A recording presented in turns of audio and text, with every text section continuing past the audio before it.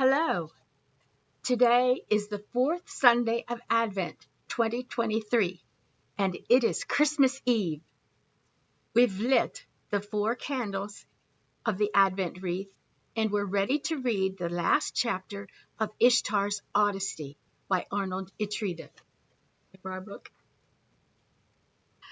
Because tomorrow is Christmas Day, we will read all 7 parts of the final chapter today.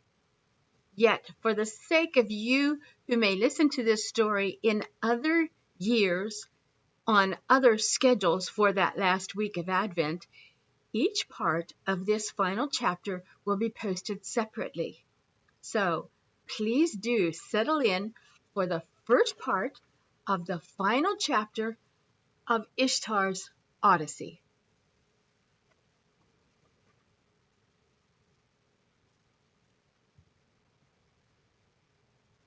King Herod. Ishtar thought he didn't look much like a king.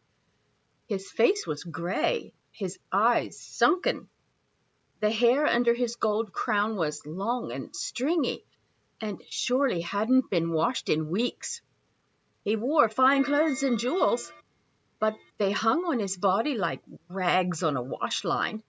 And instead of sitting up straight and true on his throne like Sheik Konark did, he sort of slumped across it, his legs hanging over one arm of the throne. He was reading a parchment and didn't even see the visitors enter. A servant went to Herod and whispered in his ear.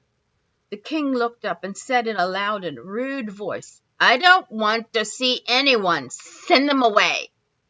Herod spoke in Hebrew, and Ishtar wondered if he thought none of them would understand.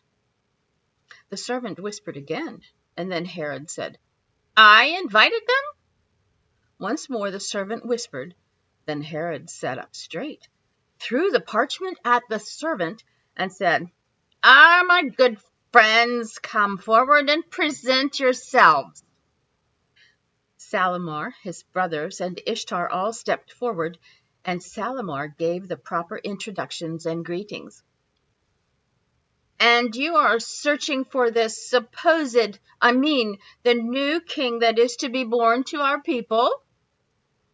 "Most assuredly," Salamar said. "We saw his sign in the heavens, and have traveled many months to honor him."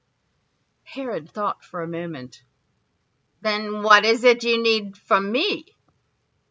"We have followed a star for those many months, as I said," Salamar answered, "but now it has left us.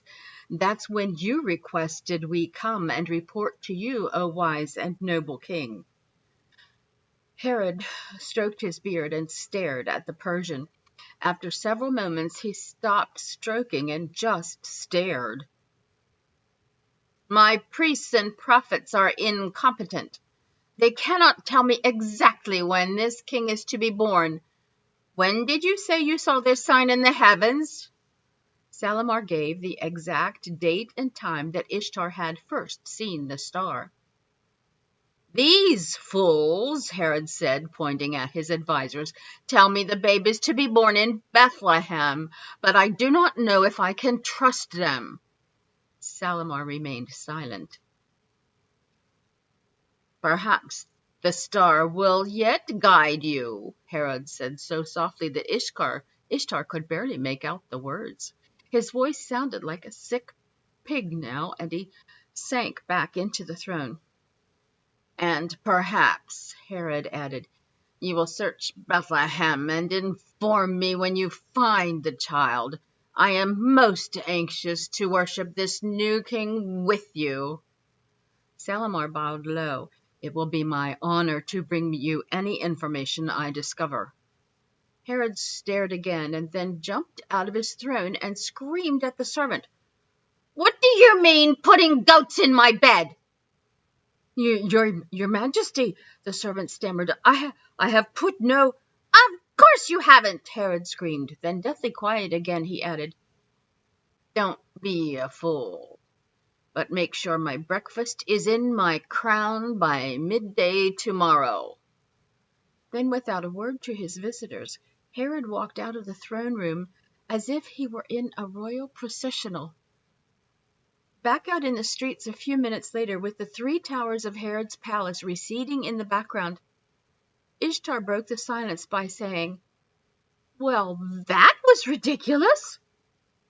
"Yes," Salamar said, "it certainly was." A moment later, Ishtar noticed several squads of Herod's palace guards riding out of the horse stables, each squad headed in a different direction.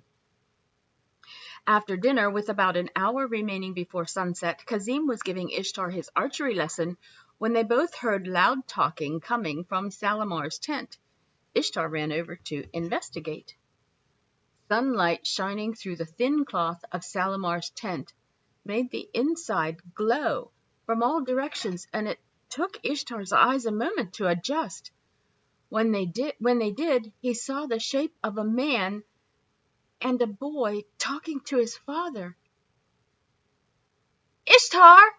the boy shape called out. "It is I, Bartholomew of Taraki." Think about this. Why do you think Herod behaved as he did?